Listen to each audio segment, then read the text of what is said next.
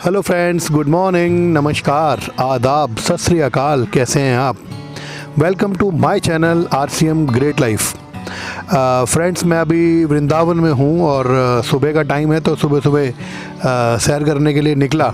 तो सैर करते करते अचानक ख्याल आया क्यों ना यमुना माँ के दर्शन किए जाएं। तो मैं यहाँ पर आ गया हूँ और यमुना जी के दर्शन कर रहा हूँ। और अभी जैसे कि आप जानते हैं मानसून का टाइम है, तो यमुना जी जहाँ पर हम लोग वहाँ पर दूर अपनी कार वहाँ तक ले जाते हैं, लेकिन अभी तो बहुत यहाँ तक भी पानी है, काफ़ी मुझे दूर रुकना पड़ा।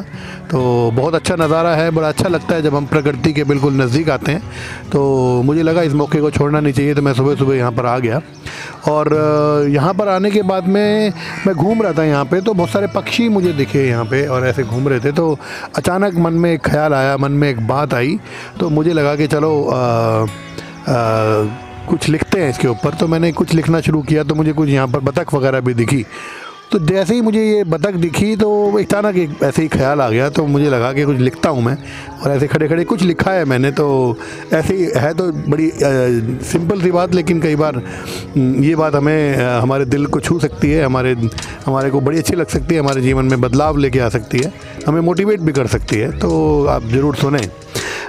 मैंने लिखा है कि बतख जैसे होती है ना, ये बतख अगर आप देख रहे होंगे, आपको बतख नज़र आ रही होंगी। तो बतख जो होती है ना, वो जब नदी में तैर रही होती है या तालाब में तैर रही होती है, तो बहुत बार पानी की छींटें उसके ऊपर आ जाती हैं। तो क्या फ़र्क पड़ता है, वो वापस पानी में चली जाती हैं। तो ऐसे तो सैकड़ों बार ऐसा होता होगा, लेकिन बतख को इससे कोई फ़र्क पड़ता नहीं है। इसी तरीके से जो मैंने बात लिखी है वो ये है कि बतख की पीठ से पानी फिसल जाता है जिस तरह, बतख की पीठ से पानी फिसल जाता है जिस तरह, हमारे जीवन में सुख और दुख आते हैं इस तरह। हमें तो अपने कर्म करते रहना है लगातार, हमें तो अपने कर्म करते रहना है लगातार।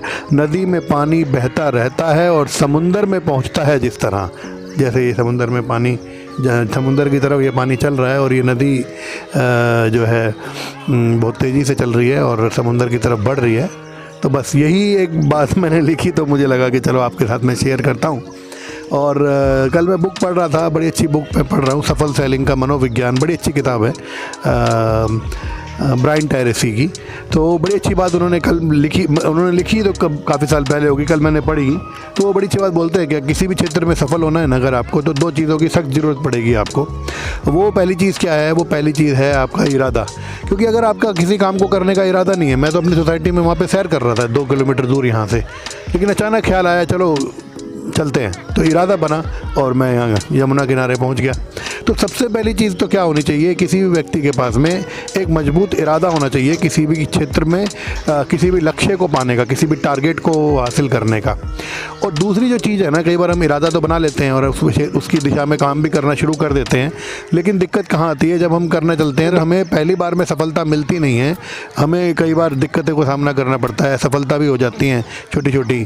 तो वो असफलता मिलने के बाद में दोबारा से कोशिश करने का साहस, ये होना बहुत ज़रूरी है। क्योंकि इरादा तो बहुत लोग बना देते हैं, लेकिन एक बार छोटी सी किसी असफलता या किसी दिक्कत या किसी परेशानी या किसी उलझन या किसी बाधा को बीच में आते ही उस इरादे को छोड़ देते हैं। वो नहीं करना, हमें साहस हमारे पास होना चाहिए कि दोबारा से प्रयास, फिर दोबारा प्रयास, फिर दोबारा कोशिश, फिर दोबारा प्रयास। तो जब लगातार कोशिश, लगातार प्रयास हम लोग करते रहते हैं साहस के साथ, एक और कोशिश, एक और कोशिश, तो एक और कोशिश करने का जो साहस है ना, वो हमें आगे लेकर के जाता है। तो दो चीज़ें उन्होंने बड़ी अच्छी बात बताई कि एक तो इरादा होना चाहिए और दूसरा आगे बढ़ने का साहस होना चाहिए। अगर ये दो चीज़ें हमारे पास हैं, फिर हमें कोई रोक नहीं पाएगा। तो लगातार हम बढ़ते रहेंगे। और एक बात और मैंने कई लीडर से सुनी थी, बड़ी अच्छी बात मुझे लगी। वो बोलते थे कि अगर आपको बड़े बड़े संग्राम, बड़े बड़े युद्ध जीतने हैं, तो छोटी छोटी लड़ाइयाँ कई बार हारी भी जाती हैं, तो कोई दिक्कत नहीं है। तो छोटी छोटी लड़ाई हारने के लिए तैयार रहें। और एक और लीडर को मैंने सुना था, वो बोले थे कि अगर आप सफल होना चाहते हैं तो अपनी असफलता की फ्रीक्वेंसी को बढ़ा दो। जितने ज़्यादा आप छोटी छोटी असफलताएं लेंगे, उस दिन से आप फिर एक दिन ऐसा आएगा कि आपको बड़ी सफलता भी मिलेगी। तो हिम्मत नहीं हारनी है, लगातार प्रयास करना है, कोशिश करते रहना है। मुझे तो बड़ा अच्छा लग रहा है, मैं तो लगातार छोटे छोटे प्रयास लगातार करता चला जा रहा हूँ और बड़ी बड़ी सफलताएँ भी मिल रही हैं। और आपको भी यही कहना चाहूँगा, इसको डुप्लिकेट करें। और धूप बहुत तेज़ है, मैं निकल थैंक यू। जय हिंद, जय आरसीएम।